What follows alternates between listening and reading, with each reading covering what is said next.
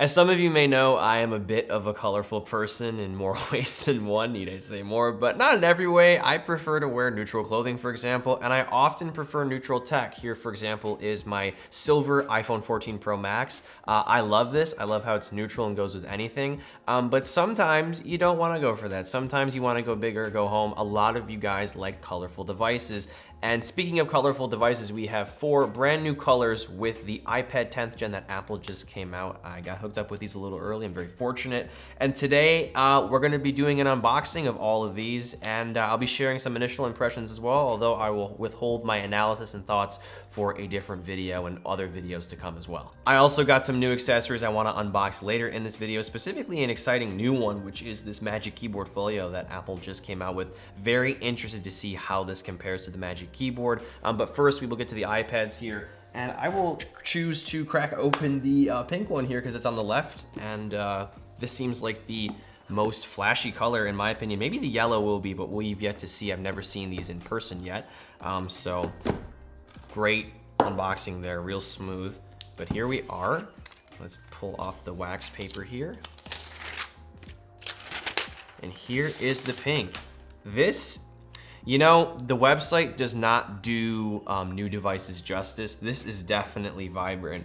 I'm not opposed to this actually, you know, but but no, it's actually a sick color. I don't know if I would rep it like in my everyday carry, but it's a nice color to say the least here. And here's the front as well. Very similar look to the iPad Air 4, which is the topic of another video I have planned, I think. We got Touch ID on the top here as well, stereo speakers. Yeah, very interesting. Also a landscape mounted camera, which I'm interested to test out. I am kind of aware of why Apple did this, but to me it seems like they're trying to like compete with like Chromebooks and other small laptops, especially with that keyboard accessory, which we will unbox later, of course. But there we have the pink iPad. I'm actually gonna just awkwardly put these boxes off to the side. Oh, you know what? I should probably just show what comes in the box as well. I'm so jumbled. Here we have the accessories, or not the accessories, the literature pertaining to the product. No colorful stickers, unfortunately, but we do get some quick start stuff here.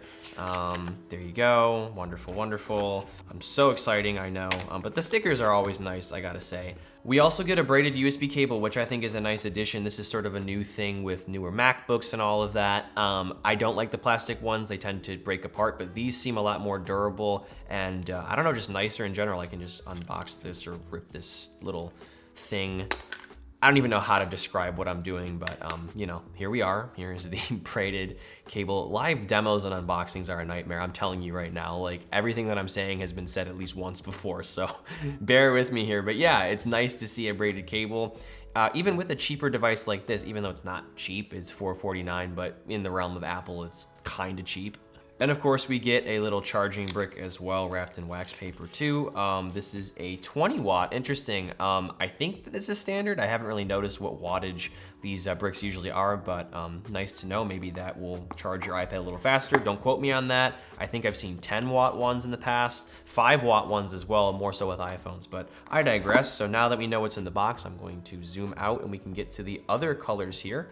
All right, next up we got the yellow iPad. This is another flashy color. Like I said, it could be even flashier than the pink that we have here.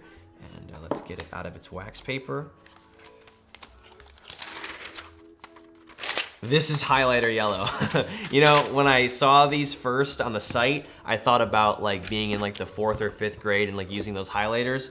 These look like that. And I kind of dig it. I mean, again, I'm not like super into colorful devices all the time, but these are definitely loud. And I think that was Apple's intention, for them to stand out and be colorful. Sort of like the iMacs, maybe even a little more so here. But yeah, it's yellow all around. Very nice. We have the smart connector on the side here for that keyboard accessory, which we will talk about later. Next up, we got the silver one. A little more boring, but I'm glad that there's a more neutral color for those that don't want something more flashy. This is what I would go with specifically or personally. Here it is. Yeah, silver always looks nice. This reminds me of my iPad Pro from 2019. Loved that thing. And yeah, it's classic, it's silver, you cannot go wrong. Honestly, silver is my favorite color, again, because it's so neutral and classic. A lot of people disagree, but you cannot go wrong with this color either. And finally, let's crack open the blue here. I can't get these boxes to open smoothly, I'm sorry, but here we go. Let's get this out of the wax paper as well. And this reminds me a lot of the iPad Air 5. In fact, it might be identical, maybe a little deeper. I can do a comparison later in a different video, but here is the blue. I think it looks nice. And here we have all the colors lined up in a row here. For the sake of exposure, I swapped the blue and the yellow, but yeah, I like them all individually. I'm not gonna lie and say like I would rep like the yellow one. That's a bit out there for me, but not for Canoopsy, so stay tuned for his content coming soon, I'm sure. But if I had to pick one, I would go with the silver just because I'm boring and I like neutral colors and I want my tech to blend in with my clothing and other things, but these colors are definitely nice. The blue is very nice, again, very much like the iPad Air 5, and the pink, honestly, I'm digging the pink. If you're looking at B-roll coming, I might be using this iPad to get that. And for a thumbnail as well, I might be using this one. It's really pretty. I really like it. Again, I don't know if I'd rep it or buy it personally, but I'm glad I have my hands on it right now because it does look better in person, I will say. And yeah, it's growing on me. I'll share my thoughts later in this video or in a different video about these colors. All right, so I got my iPad set up here. I'm gonna turn it off so we can crack open some of the accessories. And first up, and I would argue most importantly, we got the Magic Keyboard Folio. This is a brand new accessory, which is very different from the Magic Keyboard. It's 2 pieces opposed to 1. And yeah, let's just crack it open here once again. I will pull this. This is larger than I normally would expect it to be. Am I wrong? I don't know. Here we go. Fun fact, my cat is obsessed with these Apple box pull tab things, and these are even bigger than what he's used to, so I cannot be showing them to him yet. Otherwise, we're gonna hear a lot of background noise, so I'm gonna carefully place them down here. But anyway, let's get back to business here and crack this open. Take a shot every time I say crack this open. Here we go. And it's 2 pieces, of course, like I just said. I'm gonna put the boxes on the floor again. That's the most awkward part of unboxings. Like, I don't know what to do with this stuff, and I kind of have to just gracefully. You have some paperwork or paper in the middle with some documents. Amazing. The smart connector on the bottom here interfaces with the smart connector on this thing. Real complicated, I know. Click, very satisfying. And then we can put the other piece on the back. All magnetic, which is really nice. We got the kickstand action happening here, and there we are. This reminds me a lot of the Logitech Folio Touch, I think that's what it's called, or Combo Touch, and that's an accessory that I really enjoy, but it's nice to see a first-party one, which of course is going to be of supreme quality, especially with the trackpad here. And of course, I'll unlock this with the side or top-mounted Touch ID button. Now in the power button specifically, a nice feature to see brought down from the iPad mini and the iPad Air. And here we are on the home screen. I can navigate with the trackpad, which is big. The keyboard here is nice as well. Of course, magic quality with the travel and all that. We also have a function row of keys, which I can zoom in on here. Very nice to see. Something that we don't get with the Magic Keyboard, which I would really like. So hopefully the next iteration has that. We have a lock button, volume, brightness, all of that. I think I've already said this. This reminds me of the Logitech Combo Touch. It has that exact row, so keep that in mind as well. I don't know if it's compatible with the 10th gen, but I'm pretty sure they'll have one compatible with it soon enough. But yeah, nice to see a first-party function row of keys on an iPad keyboard case. And this just reminds me of a Chromebook in a way, not in a bad way. I mean, Chrome OS is good. Chrome devices are really useful for education and they're cheap. But obviously, you know, iPads are a little higher quality in my opinion, a different sort of device too. Just, you know, a better experience, I would say. Definitely more expensive though. But yeah, I say that because it seems more laptop oriented, especially with the landscape mounted camera, which I can test out here real quick. A lot of people have been displeased with the fact that iPad cameras have been mounted on the top. But yeah, this looks a lot more normal. Like you're not sort of looking to the side anymore. Like, here we go. That's the camera right there. But yeah, it's a lot more centered. I appreciate that. I would like to see that on other iPads as well. And I would imagine we might see that on a future iPad Pro or iPad Air, but it's brought here for some reason first.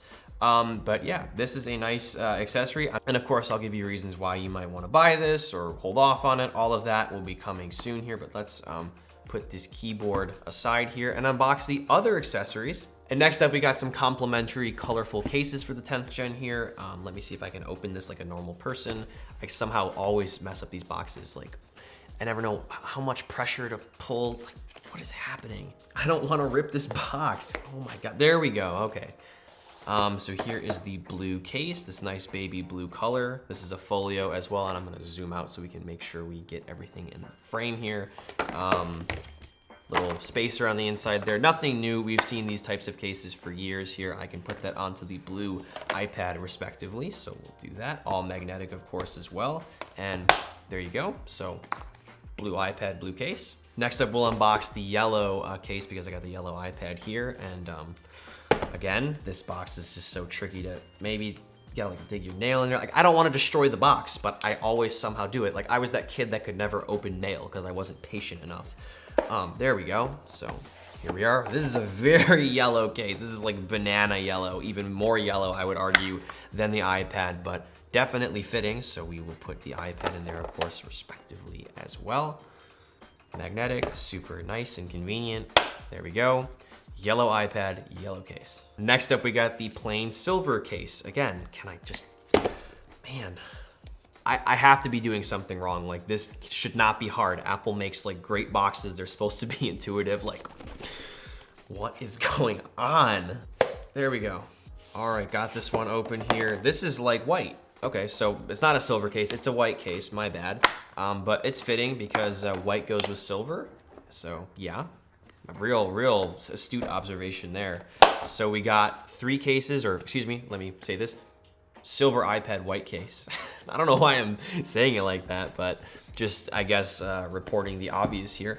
And then last up, we got a pink case for a pink iPad here. Let's see if I've mastered opening this box. I think you have to like, nope, it gets worse every time. All right, got this cracked open here, and this is, I would say this is about as pink as the iPad is. So yeah, again, real astute observation. I'm really intelligent saying all of this here. Let's get the keyboard folio off so we can mash it with the folio, plain folio here. I'm losing my mind. My verbal skills are disappearing. This is a strong magnet, by the way. Wow, that is like, I mean, it was pretty loud when I snapped it on, but like that was stronger than I expected. It takes a lot more force to get these apart. So I guess that means you can do this, which is nice to know. So your iPad's not gonna come flying off when you do that. So glad we just found that out, but anyway, here we go. Pink iPad, pink case, yeah. So we got these all lined up here as well with the white keyboard too. And last but not least, we have to unbox the Apple Pencil accessories, which are interesting, I will say. Oddly enough, the iPad 10th gen supports the Apple Pencil 1st gen, which isn't a bad device. I mean, it does pretty much everything the 2nd gen Pencil does, minus the attaching to the side and all of that. But what's weird is this device has USB Type-C, and in the past, you would charge your Apple Pencil, which has a lightning port on the end of it. In fact, I'll unbox this just to demonstrate my point further. To further illustrate my point, this is the tip or the charging input, or it seems like output really, for the Apple Pencil 1st gen. This was always weird. You had to plug it into the lightning port on your iPad to charge it. I mean, convenient enough considering that it's literally integrated into your iPad, except the iPad 10th gen conveniently has USB-C, which is preferable, I will say. You want this as a port for charging, for data transfer, all of that. But as you can imagine here, Lightning does not go into, this is getting graphic. Lightning does not go into USB-C. This is not the same port. So what do you do? How do you charge this? Oh, you use an adapter.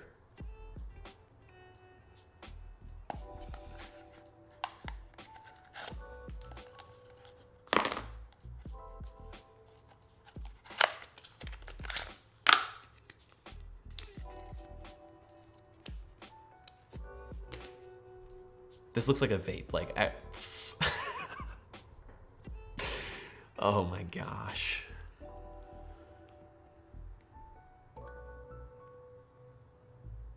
There you go, folks. This is how you charge your, so like, let's demo this here. You got the iPad, so here we go, Lightning to USB-C, and now you have to use a cable to charge it. So you can't plug it in like this, which would be ridiculous, but you can no longer just interface with your iPad, which again, it looked silly, but I mean, that was still kind of convenient, especially if you didn't have a cable on hand. So this is an interesting situation. Why would Apple do this? I have been thinking that since day one, since the press release happened. My guess is maybe they want to keep costs down. Another is like maybe they expect previous gen iPad users to upgrade and keep their first gen Pencil, which is nice, but again, the convenience factor with the second gen Pencil is that you can attach it and charge it all in one go. But again, I don't know what kind of component cost goes into that. All I know is that it's integrated into the iPad mini, which is $499. This is $449, but keep in mind the iPad mini